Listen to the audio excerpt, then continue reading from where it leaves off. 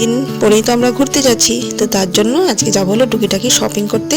কিন্তু সোনাকে নিয়ে যাব না, না না, তার মানে ওকে একা বাড়িতে রেখে যাবো তা নয়। কিন্তু ওই দেখুন, ওর পাপা কিন্তু রেডিও হয়নি। সোনাকে রেডি করে দিয়েছি, কিন্তু ওর বাবা কিছুতেই রেডি হচ্ছে না। ও যেটা বলছিলাম সোনাকে রেখে যাব, ও ঠাম্মা আর পিসি গেছে ওর দাদু বাড়িতে। তো মিঠুনকে বললাম তাড়াতাড়ি রেডি হতে, তো ঝটপট রেডি হয়ে পড়েছে। আমরা পৌঁছেও গেছি। তো একটু খিদে পেয়ে গেছিলো, ভাবলাম আগে কিছু খেয়ে নিই, তার জন্য খুব তাড়াতাড়ি কিছু খেতে হবে শর্টকাটে। তো ফ্রাইড মোমো ছিল, দুজনে দুটো ফ্রাইড মোমো খেয়ে নিলাম।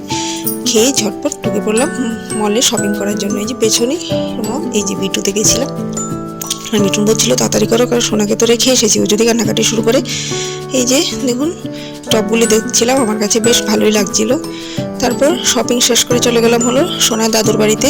আজকে তো ছিল রাখি পূর্ণিমা, তার জন্য সোনাকেও সোনার ঠাকুমা রাখি দেবে, সোনার পাপাকেও পিসি রাখি দেবে। এই যে সবাই এসেছে, আমার মেজো দেওর, দেওরের বউ, দেওরের ছেলে সবাই এসেছে। আর সোনার কাকু দেখুন সোনার জন্য, সোনার ভাইয়ের জন্য খেলনা নিয়ে এসেছে। আর খেলনা পেয়েও খেলতে শুরু করে দিয়েছে।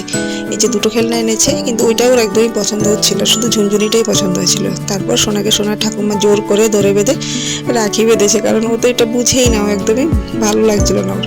তারপর সোনার পাপাও রাখি পেয়ে গেল। তারপর বসে পড়লাম খেতে। তো চলুন আজকের জন্য এইটুকুই। সবাই ভালো থাকবেন, আর ভিডিওটা কেমন লাগলো কমেন্টস অবশ্যই জানাবেন। ভালো লাগলে একটা লাইক করে সাবস্ক্রাইব করে পাশে থাকবেন। আজকের জন্য টাটা।